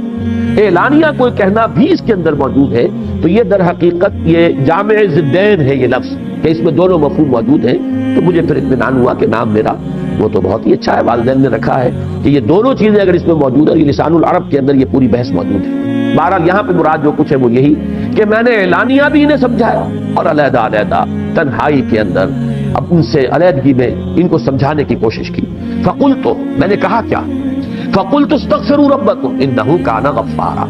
मैंने इनसे कहा अपने रब से इस्तिग़फ़ार करो। जाहिर बात है इस्तिग़फ़ार से पहले ईमान लाना पड़ता है, अपने रब से इस्तिग़फ़ार करो, इसमें मुज़मर है ईमान लाओ, उसकी तौहीद का इकरार करो, ये बुत परस्ती तर्क करो। इन्नहु काना गफ़्फ़ारा, बहुत अहम बात है जो इसके अंदर मुज़मर है, वो बहुत ही मुआफ़ करने वाला है। इसलिए कि ये सारा मुशरिकाना निज़ाम जो दुनिया में बनता रहा है, उसके दर हकीकत जो अंडरलाइन उसकी फिलॉसफी है, उसकी बुनियाद के अंदर जो फिक्र काम करता है वो ये है कि अल्लाह तो बहुत दूर है, बहुत दूर है, वराउल वरा सुम्मा वराउल वरा, हम बड़े पस्ती के मकीन हैं, हम तो हीच हैं, हमारी बात तो वहां तक पहुंच नहीं सकती।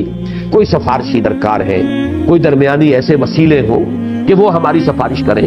इस हवाले से वो सारा निजाम चलता है। کہ وما نعبدهم الا ليقربونا الى الله زلفى، یا یہ کہ یہ در حقیقت ہم شفعاؤنا عند اللہ، یہ جو ہستیاں جنہیں ہم پوچھتے ہیں یہ تو اللہ کے ہمارے سفارشی ہیں، ہم نے ان کو کب کہا ہے کہ یہ ہمارے خالق ہیں؟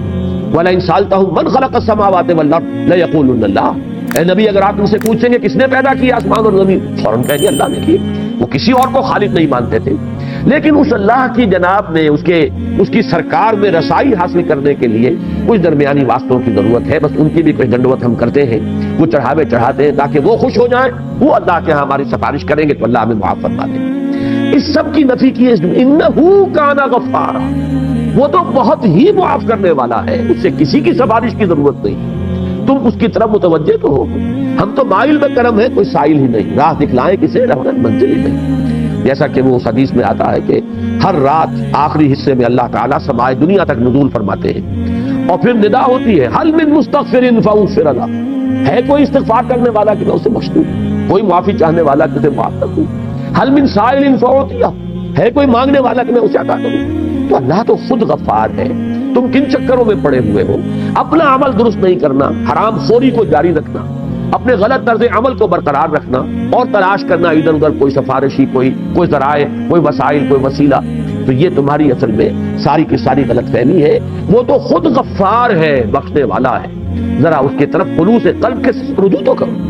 فَقُلْتُ اسْتَغْفِرُوا رَبَّكُمْ إِنَّهُ كَانَ غَفَّارًا، اس کے نتیجے میں کیا ہوگا؟ يُرْسِلِ السَّمَاءَ عَلَيْكُمْ مِدْرَارًا، وہ آسمان چھوڑ دے گا تم پر چھاجو برستا ہوا، یہ لفظی ترجمہ ہے۔ مدرار کہتے ہیں کثیر الدرور، جس میں کہ بڑی ہی یعنی قوت کے ساتھ، جس میں ہم اردو میں کہتے ہیں چھاجو بھی برس رہا ہے، چھاجو پانی برس رہا ہے، اور آسمان کو چھوڑ دے گا، یعنی گویا کہ بند ہے کوئی لگا ہوا،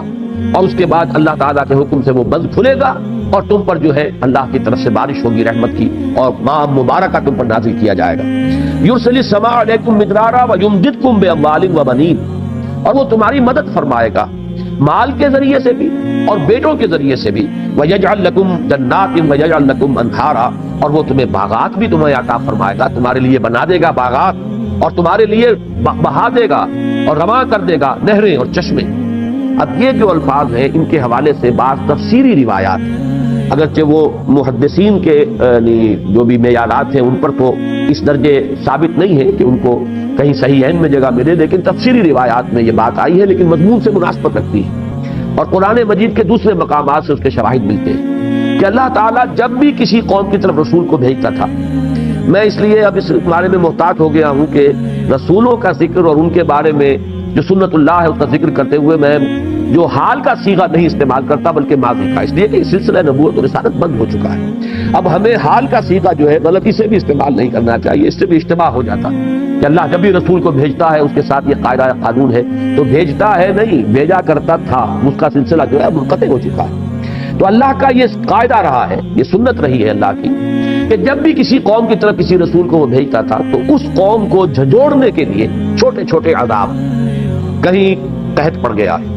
کہیں کوئی اور مصیبت آ گئی ہے، کہیں کسی اور طرح کی تکلیف آ گئی ہے، یہ تمام چیزیں اس لیے ہوتی تھی تاکہ یہ کچھ جاگے، ہوش میں آئے، اس لیے کہ اگر فراوانی ہے، عیش ہے، آرام ہے تو اور غافل ہو جاتا ہے انسان، پھر یہ کہ اس کے اندر استغنا بڑھتا چلا جاتا ہے، بے پرواہی کے اندر اضافہ ہوتا ہے، غفلت جو ہے اور گہری ہو جاتی ہے۔ لیکن جب اس طرح کی کیفیت ہو، کوئی بیماری آ گئی ہو، تو انسان آپ کو معلوم ہے اللہ کی طرف متوجہ ہوتا ہے، دعا کرتا ہے پروردگار میری اس مصیبت کو ٹال دے۔ کوئی اور مصیبت آئی ہو تو یہ اللہ کا مستقل قانون ہے، جس کو سورہ سجدہ میں اس طرح بیان کیا گیا ہے وَلَنُذِيقَنَّهُم مِّنَ الْعَذَابِ الْأَدْنَىٰ دُونَ الْعَذَابِ الْأَكْبَرِ، ہم انہیں لازماً چکھائیں گے مزہ چھوٹے چھوٹے عذابوں کا اس بڑے عذاب سے پہلے۔ وہ بڑا عذاب کون سا ہے؟ جبکہ کسی قوم کو بالکل ختم تہس نہس کر دیا جائے، جس کے لیے میں نے لفظ استعمال کیا تھا عذاب استیصال، جڑ سے کسی کو اکھاڑ دیں۔ تو اس عذاب اکبر، عذاب استیصال سے پہلے چھوٹے چھوٹے عذاب، کہیں جو ہے قحط پڑ گیا ہے، کہیں کوئی اور آفت سماوی آ گئی ہے، تاکہ لوگ ہوش میں آئے، جاگے۔ تو یہ روایات میں آتا ہے کہ حضرت نوح علیہ السلام کے زمانے میں بھی جبکہ ان کی قوم جو ہے اعراض اور انکار پر اصرار کر رہی تھی، سواد والا اصرار، تو ان پر بھی قحط آیا بہت شدید، اور اچانک ان کے ہاں بچوں کی پیدائش کا سلسلہ بھی رک گیا۔ معلوم ہوتا ہے جیسے پوری قوم بند ہو گئی، گویا کہ نسل ختم ہوا چاہتی ہے۔ یہ 40 برس کا عادت آیا ہے کہ مسلسل نہ کسی بچے کی پیدائش ہو رہی ہے کسی گھر میں، اور بارش نہیں برس رہی ہے، شدید قسم کا ان کے اوپر جو ہے قحط کا عالم ہو گیا۔ اس میں کچھ یعنی معلوم ہوتا ہے کہ ان روایات کے ساتھ ان الفاظ کی مناسبت ہے. فَقُلْتُ اسْتَغْفِرُوا رَبَّكُمْ، میں نے ان سے کہا استغفار کرو اپنے رب سے. اور اسی کے حوالے سے میں نے عرض کیا تھا حضرت عمر کا وہ واقعہ کہ انہوں نے بارش کی دعا نہیں کی، استغفار کیا. جب لوگوں نے کہا کہ آپ آیتوں سے بارش کی دعا کریں تو آپ نے فرمایا استغفار ہی تو ہے، اور یہی آیت پیش کی کہ در حقیقت یہ جو ہمارے گناہ ہیں، ہماری خطائیں ہیں، کوتاہیاں ہیں، وہی تو روک بن جاتی ہیں اللہ تعالیٰ کی رحمت کے راستے میں. اگر اللہ بخش دے ان گناہوں کو تو گویا کہ وہ راستہ جو رحمت کا وہ کھل جائے گا اور پھر ہمیں اللہ تعالیٰ ہماری تمام ضرورت کی چیزیں بہت پہنچائے گی. تو فرمایا فَقُلْتُ اسْتَغْفِرُوا رَبَّكُمْ إِنَّهُ كَانَ غَفَّارًا يُرْسِلِ السَّمَاءَ عَلَيْكُمْ مِدْرَارًا. اگر تم یہ کرو، استغفار کرو، پلٹو، رجوع کرو اپنے رب کی جناب میں، تو اللہ تعالیٰ یہ جو بند لگا ہوا ہے، اس لیے یرسلو کا لفظ میں نے عرض کیا تھا جیسے کہیں بندش اور اس کو کھول دیا جائے. تو یرسل السماء علیکم مدرارا، یہ جو بندش لگی ہوئی ہے، بارش نہیں ہو رہی ہے، اللہ اس بندش کو توڑ کر اور تم پر چھاجو بارش برسائے گا. وَيُمْدِدْكُمْ بِأَمْوَالٍ وَبَنِينَ، اور تمہیں مال سے بھی نوازے گا اور اولاد سے بھی نوازے گا. یہ تمہارے ہاں یہ سلسلہ بھی جو رک گیا ہے، اس کے بھی اللہ تعالیٰ جو ہے اس سلسلے کو جاری فرمائے گا. وَيَجْعَلْ لَكُمْ جَنَّاتٍ وَيَجْعَلْ لَكُمْ أَنْهَارًا، اور تمہارے لیے باغات بھی بنا دے گا اور نہریں اور چشمے رواں کر دے گا. مَا لَكُمْ لَا تَرْجُونَ لِلَّهِ وَقَارًا. اب جو انداز ہے وہ تشویق کا، ترغیب کا،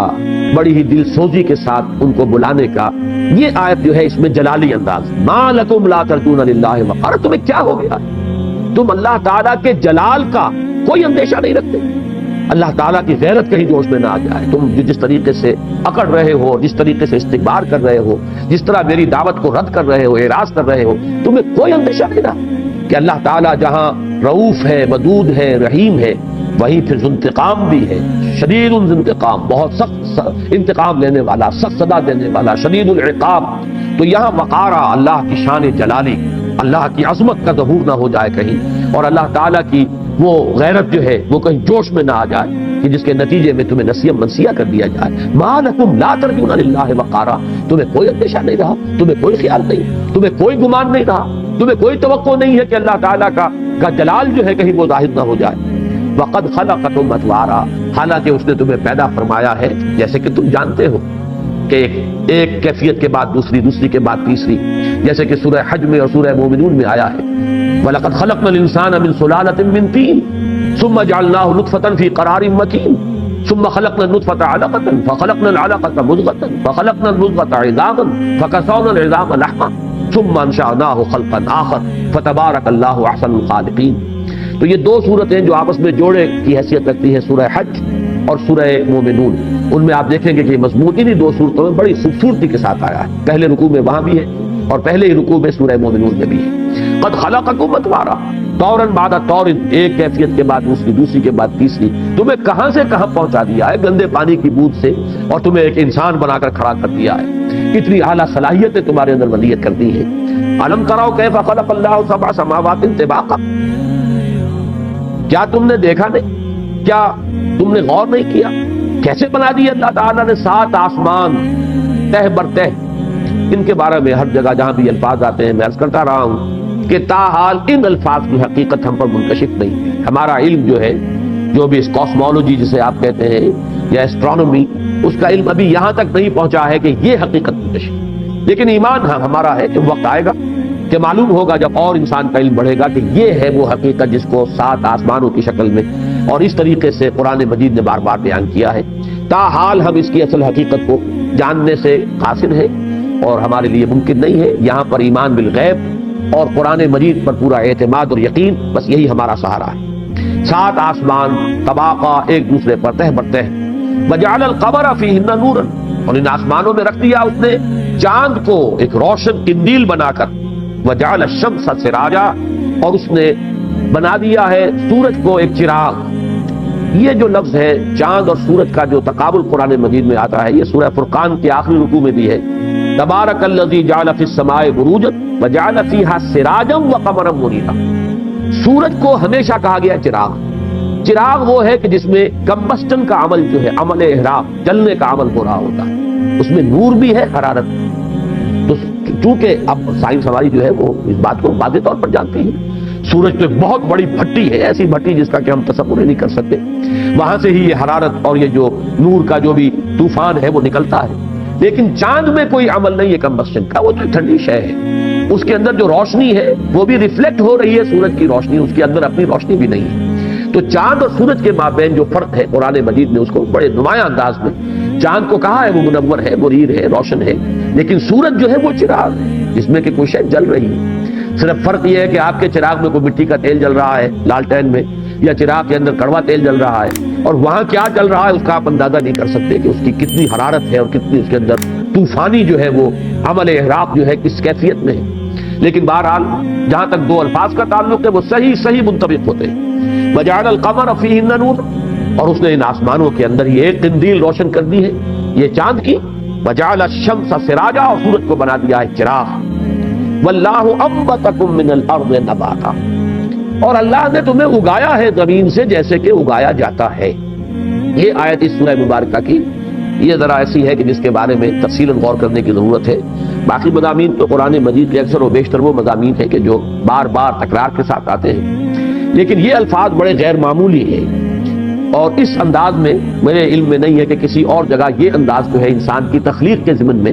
یہ اسلوب اختیار کیا گیا ہو یا اس سے کوئی ملتا جلتا اسلوب ہو۔ واللہ انبتکم من الارض نباتا، اللہ نے تو تمہیں اگایا ہے زمین سے جیسے اگایا جاتا ہے۔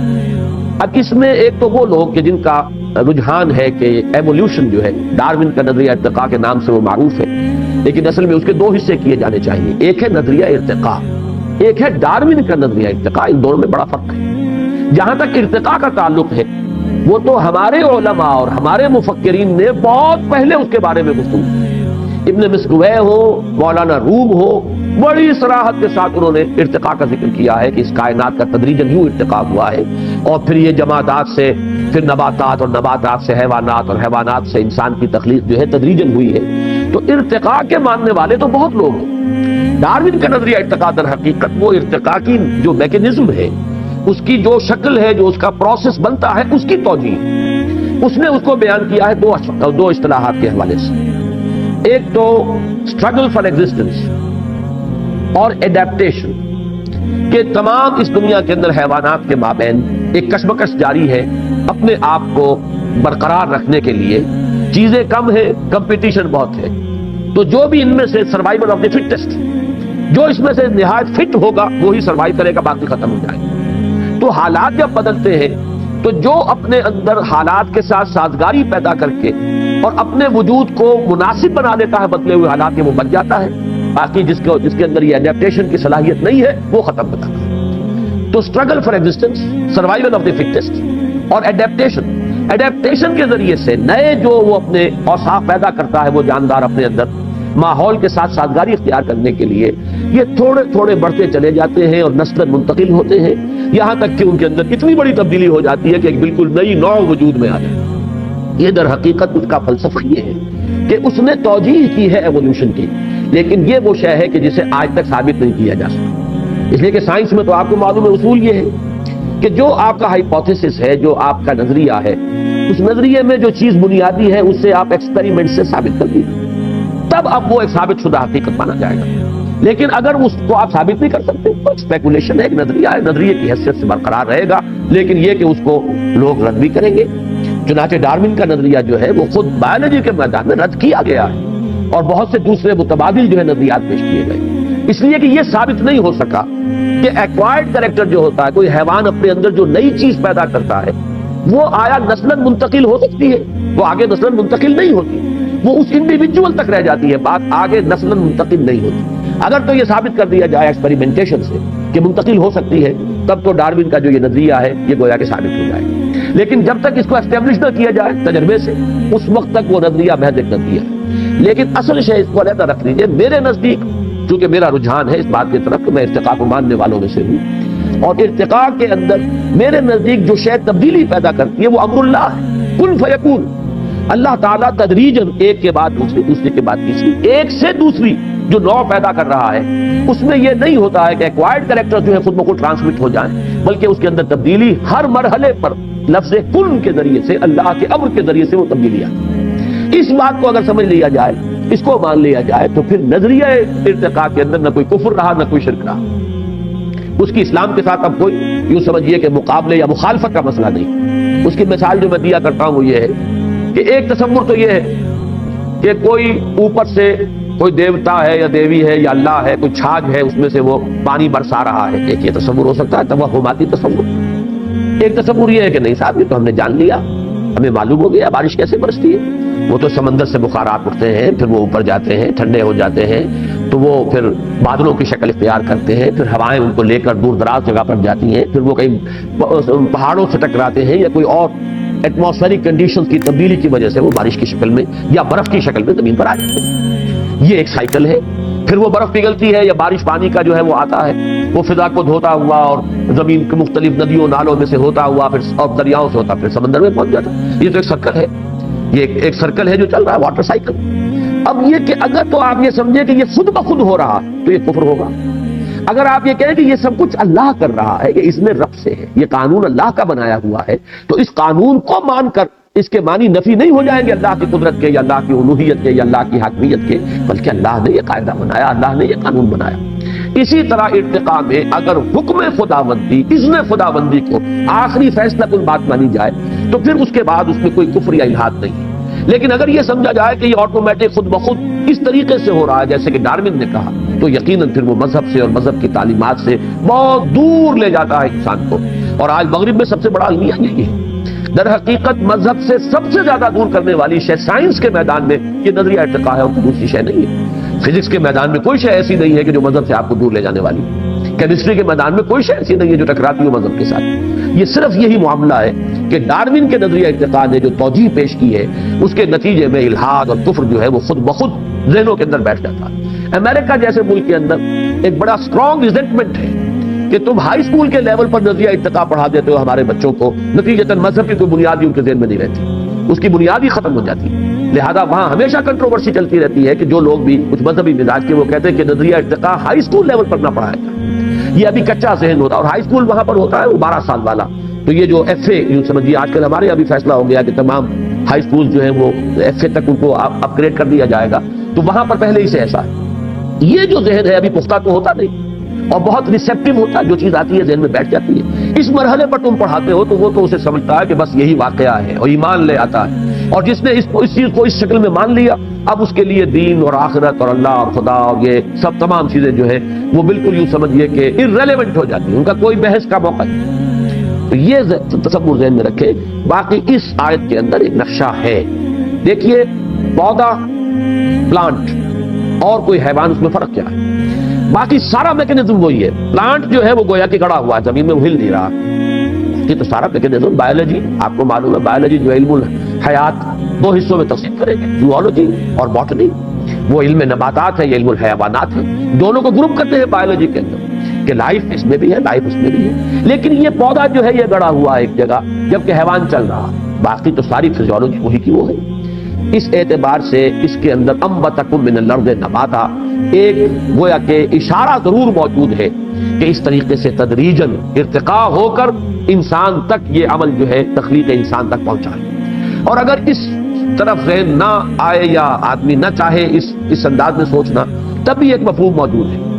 اور اس کا تقابل ہوگا آگے جو آیت آ رہی ہے کہ بعث بعد الموت میں تو اللہ تعالیٰ تمہیں قبر سے نکال لے گا جیسے نکالا جاتا ہے۔ وہاں یہ نہیں ہوگا کہ پھر بچے کی شکل میں کوئی آئے، پھر اس کی تدریجاً ترقی ہو، جیسے پودا ہے بڑھ رہا ہے، بڑھتا چلا جا رہا ہے، ابھی وہ صرف 2 پتیاں تھی، پھر آگے بڑھا، پھر آگے بڑھا، پھر تناور درخت بنا۔ اسی طریقے سے انسان کا بچہ ہے، وہ پیدا ہوا تو بہت ہی یوں سمجھیے کہ عاجز اور لاچار، بڑی مشکل سے تو وہ کھڑا ہونا سیکھتا ہے، پھر وہ بڑھتا ہے، اس کا قد جو ہے اونچا ہوتا چلا جاتا ہے۔ یہ اس تخلیق اول میں تو ایسا ہے، واللہ انبتکم من الارض نباتا۔ یہاں تو تم جیسے پودا اوپر پروان چڑھتا ہے اور اوپر جاتا ہے،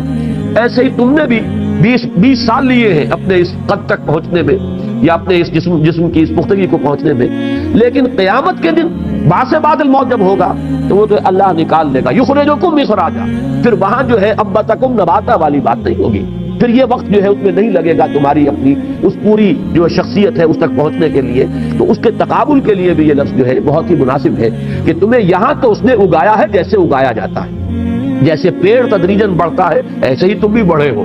لیکن یہ ہے کہ وہاں جب معاملہ ہوگا تو اس کے لیے الفاظ بعد میں آ رہے ہیں۔ بہرحال اس میں ایک اشارہ موجود ہے اس ارتقاء کی طرف بھی، ایک تو ہے ایک فرد کا پودے کی طرح آگے بڑھنا، ایک ہے اس پوری جو حیواناتی کنگڈم ہے، اینیمل کنگڈم، اس کے اندر تدریجاً ارتقا ہوتے ہوئے. اور عجیب بات یہ ہے کہ یہ بایولوجی میں بھی اس کو کہا جاتا ہے ٹری آف ایوولوشن. یہ درخت ہے ارتقا کا، اور اس ٹری آف ایوولوشن کے ٹاپ پر ہومو سیپینس. ہومو سیپینس جو ہے وہ انسان کا بایولوجیکل نیم ہے. Homo sapiens stands at the top of that evolution tree. تو وہاں بھی ایک تصور جو ہے وہ درخت سے کر دیا جاتا ہے، اس میں سے شاخیں نکلتی ہیں درخت میں سے.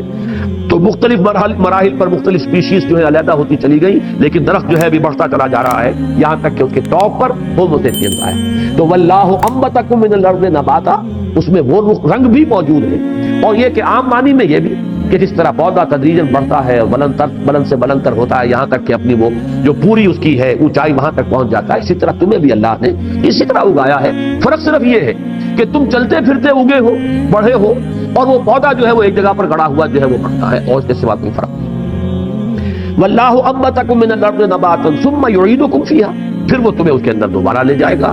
وَيُخْرِجُكُمْ إِخْرَاجًا، اور تمہیں نکال لے گا جیسے نکالا جاتا. یہ گویا کہ ایسے جیسے کسی جگہ پر صندوق میں کوئی چیز رکھی ہوئی اور نکالی، اب اس میں کوئی ارتقاء وغیرہ کا مسئلہ نہیں ہے. وہ جو باعث بعد الموت ہے وہ دفعتاً ہے، وہ اچانک ہوگی.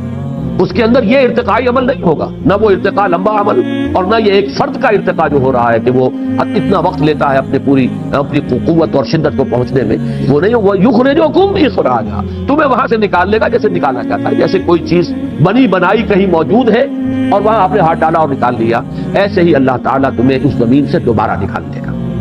واللہ انبتکم من الارض نباتا ثم یعیدکم فیہا ویخرجکم اخراجا واللہ جعل لکم الارض بساطا، اور اللہ تعالیٰ نے تمہارے لیے زمین کو ایک فرش بنا دیا ہے، بچھونا بنا دیا ہے. اس میں تمہارے لیے ساری چیزیں، تمہاری آسائش کی، آرام کی، تمہاری ساری ضروریات.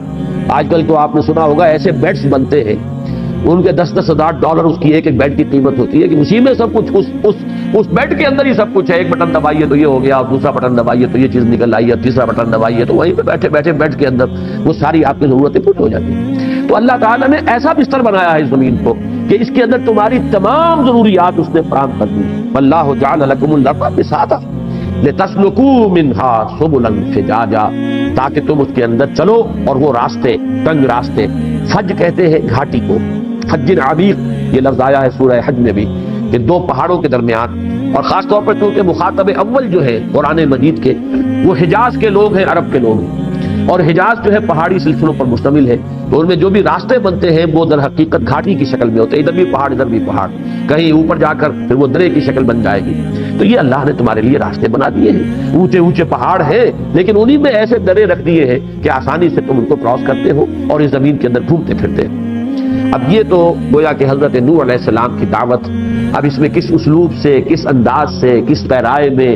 کتنے دل نشین انداز میں انہوں نے باتیں کی ہیں، اللہ تعالیٰ کی عظمت کو کیسے واضح کیا ہے، اللہ کی خلاقی کا کیسے ان کو تصور دیا ہے. یہ ساری چیزیں ہر داعی دین کے لیے جو بھی اللہ کی طرف لوگوں کو بلانا چاہتا ہو، داعی اللہ، اسے ایک ایک لفظ کو اچھی طرح سمجھنا چاہیے کہ یہ ایک گویا کہ کردار ہمارے سامنے آ رہا ہے، نمونے کا کردار. اور اسی میں یوں سمجھیے کہ حضور صلی اللہ علیہ وسلم کی شخصیت موجود ہے. اسی انداز میں حضور بلا رہے تھے. یہی مراحل تھے، پہلے وہ بالکل پرسنل کانٹیکٹ کے ذریعے سے دعوت، پھر اس کے بعد اعلان دعوت، لیکن اس کے بعد یہ کہ وہ سلسلہ جو ہے اسررت لہم اسرارا والا سلسلہ بھی جاری رہا اور یہ دعوت آگے بڑھی ہے. لیکن حضرت نوح علیہ السلام کی قوم نے جس طریقے سے ان کی دعوت کو رد کیا ہے، اب اس کا نقشہ ہے. قال نوح رب انہم عصون، فریاد کی نوح نے، میں نے قالا کا ترجمہ کیا ہے فریاد کی نوح، اے میرے رب، ربی کا در حقیقت یہ مخفف رب، اے میرے پروردگار، انہم عصون، انہوں نے میری نافرمانی کی ہے، میری بات ماننے سے انکار کیا، میری دعوت کو رد کر دیا ہے. واتبعوا من لم يزدہ مالہ وولدہ الا خسارا، اور انہوں نے پیروی کی ہے انہی لوگوں کی جن کو ان کے مال اور اولاد نے سوائے گھاٹے کے اور کچھ نہیں دیا. یہ لفظی ترجمہ میں نے کیا. انہوں نے پیروی کی واتبعوا من، ان کی، لم یزدہ، جس کو کہ نہیں اضافہ کیا ہے، مالہ، اس کے مال نے، وولدہ، اور اس کی اولاد نے، الا خسارا، مگر گھاٹا اور خسارا. یعنی تو نے انہیں اولادوں سے نوازا، تو نے انہیں دولتیں دی، یہ جو سرداران قوم ہیں،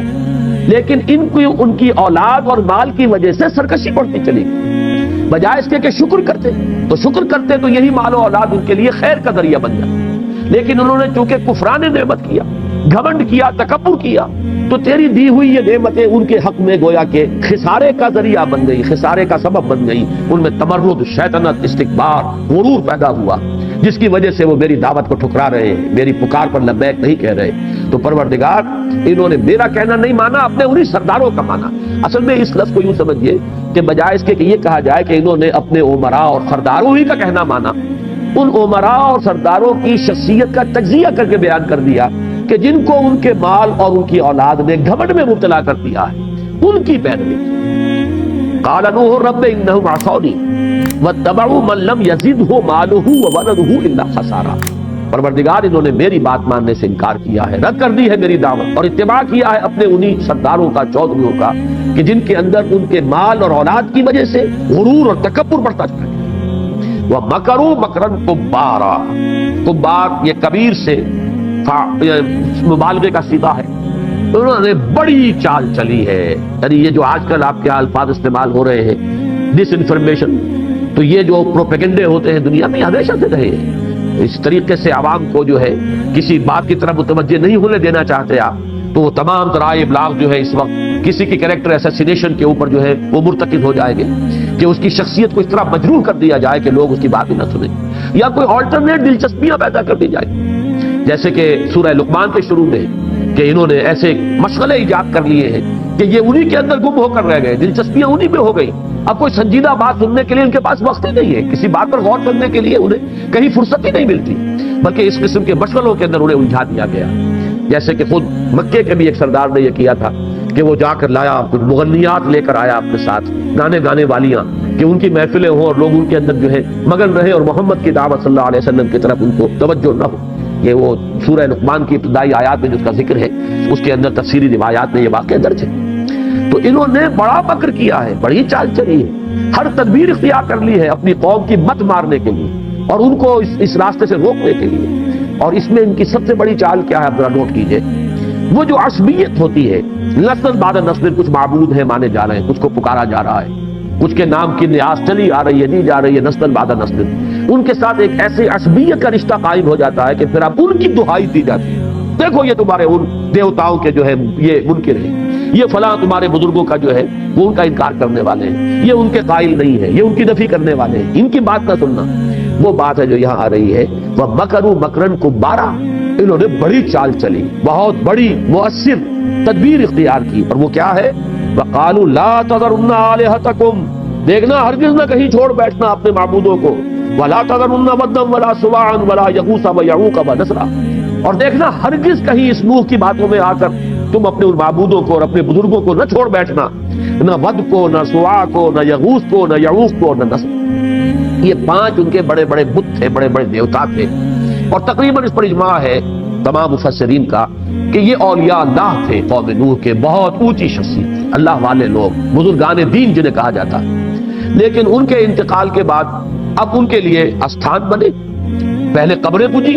और कब्रों के बाद एक कदम आगे की तरह उनकी मूर्तियां भी बनाकर रख दी जाएं, ताकि वो इर्तिकाद तवज्जो जो है उनके साथ जब हमें लौ लगानी है तो इर्तिकाद तवज्जो में हमें मदद मिल जाए। और यहाँ आप देखेंगे, मैंने अपनी आंखों से बहुत ही, वैसे मैं उनकी नेकी से, उनकी दीनदारी से बहुत मुतासिर था। एक साहब हमारे दर्स में बहुत शुरू में जब यहाँ पे हमने एकेडमी का आगाज किया आया करते थे, लेकिन एक मरतबा उनके घर गया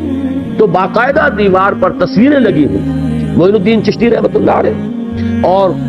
उनके जो खलीफा थे जो दिल्ली में मदफून है, और तीसरे ये बाबा फरीदुद्दीन गंजशकर, इन तीनों की तस्वीरें लगी हुई हैं, उन पर हार डले हुए हैं, जैसे हिंदुओं के यहाँ खाकर बैठे हुए होते हैं, उनके बुत जो है वो रखे होते हैं किसी ताक के अंदर सजाए हुए और जाके उनको दंडवत करते हैं। ये मामला जो है हमारे यहाँ इन बुजुर्गों की ये तस्वीरें जो है मौजूद है। ईरान में तो खैर हजरत अली और हजरत फातिमा की तस्वीर है जो बाजार में मिलती है और वो उनके घरों में आवेदा होती है। बाकी मैं कभी ना मानता अगर मैंने अपनी आंख से ना देखा होता एक साहब के घर में इस तरीके से उन तस्वीरों को लगे, वो तस्वीर नहीं, हार पड़े हुए उन तस्वीरों के, गोया कि बैन ही वही काम के जो ये हिंदू अपने बुतों के साथ करते हैं वो हमारी तस्वीरों के साथ हुआ।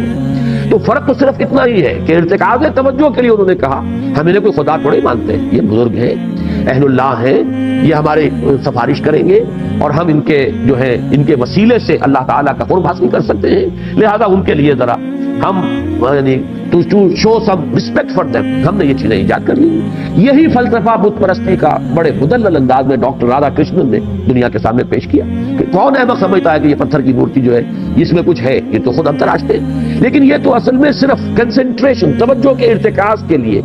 میڈیٹیشن کے لیے، مراقبے کے لیے ایک خوگرے پیکرے محسوس تھی انسان کی نظر. مانتا پھر کوئی اندیکھے خدا کو کیوں کر، یہ جو شکوہ کی نظم میں علامہ اقبال کا شعر ہے کہ خوگرے پیکرے محسوس تھی انسان کی نظر. تو یہ ہم نے ایک پیکرے محسوس سامنے رکھ لیا ہوتا ہے. اصل میں تو ہم دیوتاؤں کے ساتھ لو لگانا چاہتے ہیں اپنی توجہ کے ارتکاز کے ساتھ، یہ صرف ذریعہ. تو اس طریقے سے ہوتے ہوتے وہ بت پرستی جو ہے قوم نوح میں رائج ہوئی، اور ان بتوں کے بارے میں مزید تحقیق کی ہے کہ یہ نام اتنے پختہ ہوئے کہ حضرت نوح کی قوم تو ساری ہلاک ہو گئی ہو، لیکن یہ نام چلے اور عرب میں مختلف قبیلوں کے بتوں کے یہی نام تھے. معلوم ہو رہا ہے وہ تسلسل جو ہے ان کا، وہ کلچرل کنٹینیوٹی جو ہے وہ برقرار تھی. یہی ود اور یہی سوا اور یغوث مختلف قبیلوں کے یہ دیوتا تھے، اور ان کے بت جو ہے مختلف جگہوں پر رکھے ہوئے تھے، انہیں پوجا جاتا تھا. تو انہوں نے یہ کہا کہ دیکھنا کہیں ان کی بات میں نہ آ جائے، یہ تمہیں جو ہے دور کر دینا چاہتے ہیں، منقطع کر دینا چاہتے ہیں اپنے ان معبودوں سے. تمہارے معبود ود اور سوا اور یغوث اور یعوق اور نصر پوری طرح ان کے وفادار تھے. میں نے یہاں 2 آیتیں اور نوٹ کی ہیں. سورہ انبیاء میں حضرت ابراہیم علیہ السلام کے بارے میں بھی پھر یہی فیصلہ کیا تھا قوم نے.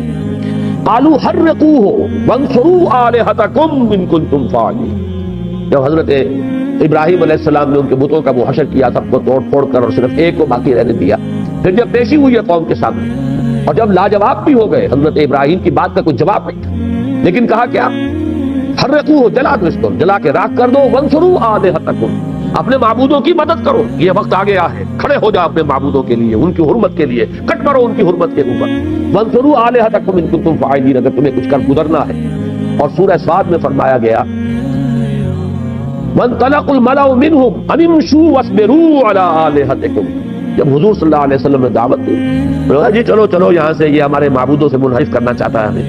اپنے معبودوں پر جمے رہو. وانصروا واصبروا على آلهتكم، اپنے معبودوں پر جمے رہو، اپنے معبودوں پر پوری طرح ان کے ساتھ منسلک رہو، جڑے رہو. یہی بات وہ ہے جو یہاں آئی. وقالوا لا تذرن آلهتكم ولا تذرن ودا ولا سواعا ولا يغوث ويعوق ونسرا وقد اضلوا كثيرا ولا تزد الظالمين الا ضلالا. اور پروردگار انہوں نے بہت سو کو گمراہ کیا. اضلوا کا فاعل جو ہے بت بھی ہو سکتے ہیں، اس لیے کہ حضرت ابراہیم علیہ السلام کی دعا میں یہ لفظ آیا ہے انہن اضللن کثیرا من الناس.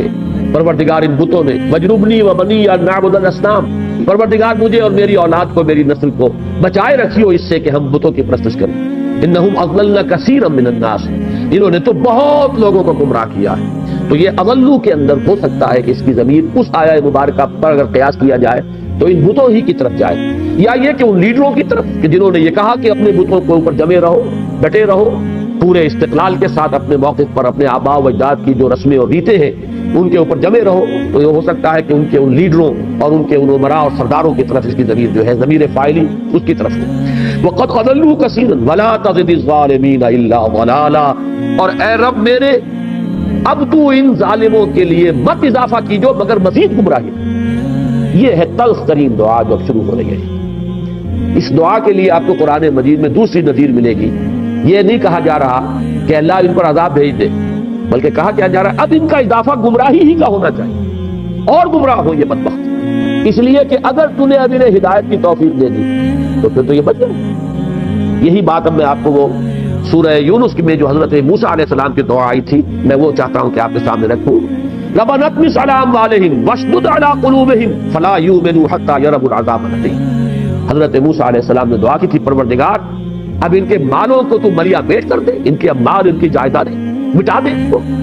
اور واشدد على قلوبهم، ان کے دلوں پر گرہ لگا دے کہ یہ ایمان نہ لائیں جب تک کہ وہ عذاب کو اپنی آنکھوں سے نہ دیکھیں. یعنی یہ اس درجے ہم پر انہوں نے ظلم کیا ہے، زیادتیاں کی ہیں، اتنے مظالم ڈھائے ہیں،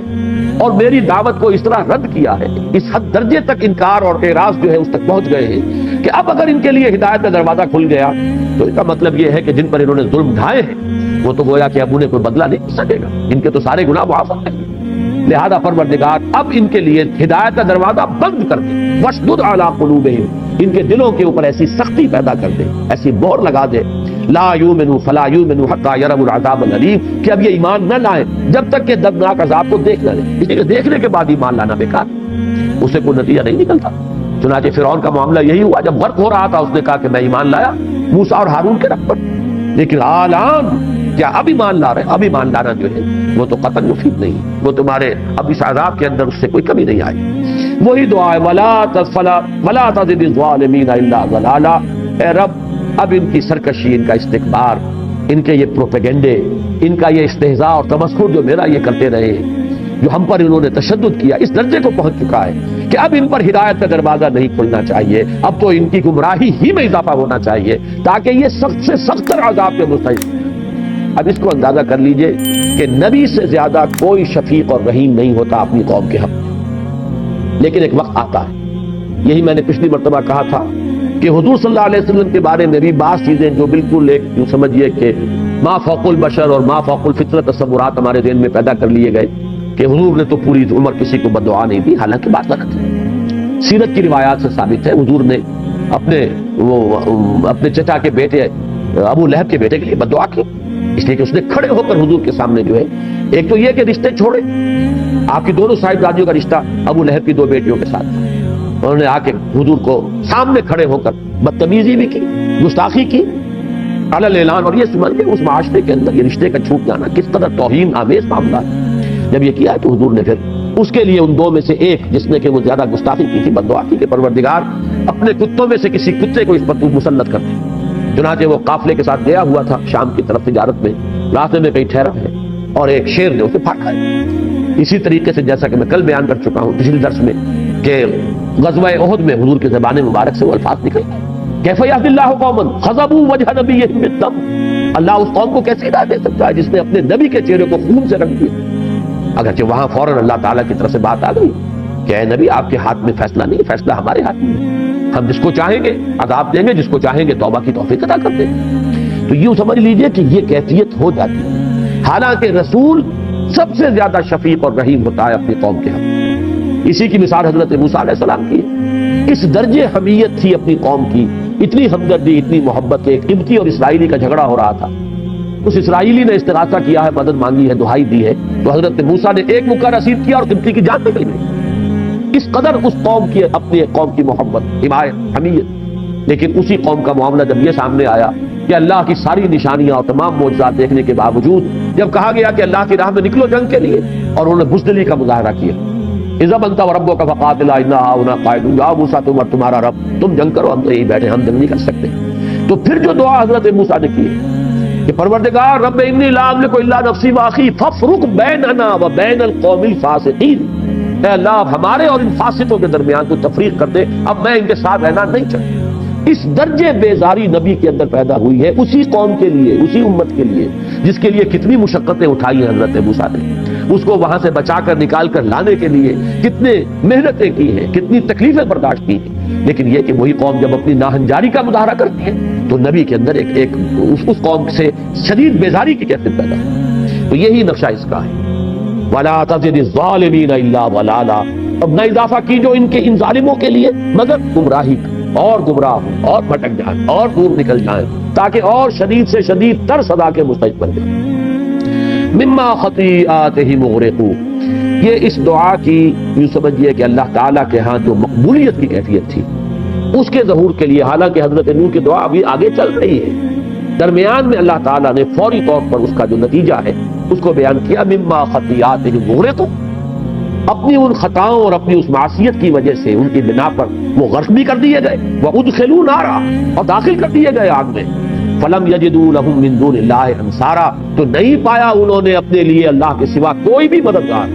کہاں گئے وہ ود اور سوا اور یغوث اور یعوق اور نصر، کوئی نہیں تھا جو ان کو بچانے والا ہو۔ یہاں ایک تفسیری اشکال ہے کہ جہاں تک جہنم میں داخلے کا تعلق ہے وہ تو ہمیں معلوم ہے کہ وہ تو ہوگا قیامت کے بعد، حساب کتاب کے بعد، اس سے پہلے عذاب قبر سے ہم واقف ہیں، عذاب قبر۔ تو یہاں پر اکثر مفسرین نے تو اس کو عذاب قبر ہی مراد دیا ہے، کیونکہ الفاظ میں جو حدیث میں آتے ہیں وہ یہ ہے کہ ہر قبر جو ہے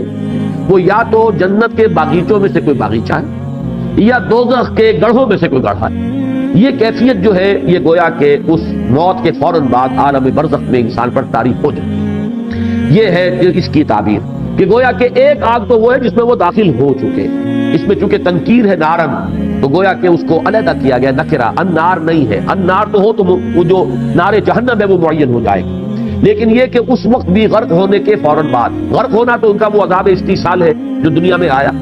لیکن اصل میں غرق ہونا جو ہے وہ ایک شخص کے لیے شخصی طور پر کوئی بہت زیادہ تکلیف دہ شے نہیں۔ جب آدمی ڈوبتا ہے چند لمحے اس کے ہوں گے جو اس کے ہوش میں ہوں گے، جو تکلیف اسے ہوگی، اس کے بعد بے ہوش ہوا، ختم ہوا۔ اصل میں تو عذاب جو ہے وہ اب اس عالم برزخ میں ان پر شروع ہوا ہے، اور وہ گویا کہ ان کے اخروی عذاب کا یہ پیش خیمہ ہے، یہ اس کی ایک ریفلیکشن ہے۔ جیسے آپ کہتے ہیں coming events cast their shadows before, آنے والے واقعات جو ہے پہلے سے ان کے سائے پڑنے شروع ہو جاتے ہیں، تو یہ ان کے عذاب جہنم کا سایہ ہے جو اس عالم برزخ میں ان پر پڑتا ہے۔ بعض حضرات جو ہیں وہ چونکہ کچھ لوگ ایسے ہیں عقلیت پرست کہ وہ عذاب قبر کے قائل نہیں ہوتے، تو وہ اس کی تعبیر کچھ اور کرتے ہیں کہ در حقیقت یہ اتنا یقینی ہے کہ ماضی کا صیغہ استعمال کیا گیا، ورنہ یہ ابھی ہونے والی بات ہوگی مستقبل میں۔ یہ اسلوب ہے قرآن مجید کا کہ قیامت کے حالات، آخرت کے، جنت کے، دوزخ کے واقعات کو بیان کرتے ہوئے اکثر ماضی کا صیغہ جاتا ہے، اور ماضی کا صیغہ جو عربی زبان میں کسی شے کے حتمی، قطعی، یقینی ہونے کے لیے بھی اس کے مظہر کے طور پر آتا ہے، تو یہ ایک تعبیر یہ ہے۔ لیکن ہم چونکہ تسلیم کرتے ہیں، احادیث صحیحہ میں خبر ہے، یہ عذاب قبر کی عالم برزخ کے اندر بھی معقول بات بھی سمجھ میں آتا ہے۔ اس کی سادہ سی مثال تو یہ ہے جو میں دیا کرتا ہوں کہ بچوں نے امتحان دیا ہوا ہے، اب ہر ایک کو پتا ہے میں نے کیا کیا، رزلٹ تو ڈکلیئر ہوگا 31 مارچ کو، لیکن یہ کہ پہلے سے جان سوکھتی رہتی ہے ان کی کہ یہ کیا ہونے والا ہے، معلوم ہے جو کیا۔ جن لوگوں نے اچھے پرچے کیے ہیں وہ اپنے عیش میں ہیں، وہ منتظر ہوتے ہیں، جیسے سورہ قیامہ میں آیا ہے وجوہ یومئذ ناظرۃ الی ربھا ناظرہ، چہرے تر و تازہ ہوں گے اپنے رب کی رحمت کے امیدوار، اپنے رب کی طرف دیکھتے ہوئے، اس لیے کہ انہیں پتا ہے بل الانسان علی نفسہ بصیرہ، انسان اپنے نفس پر بصیرت رکھتا ہے، اسے پتا ہے میں کیا کر کے آیا ہوں، اور امیدوار ہے اللہ تعالیٰ کی رحمت کا۔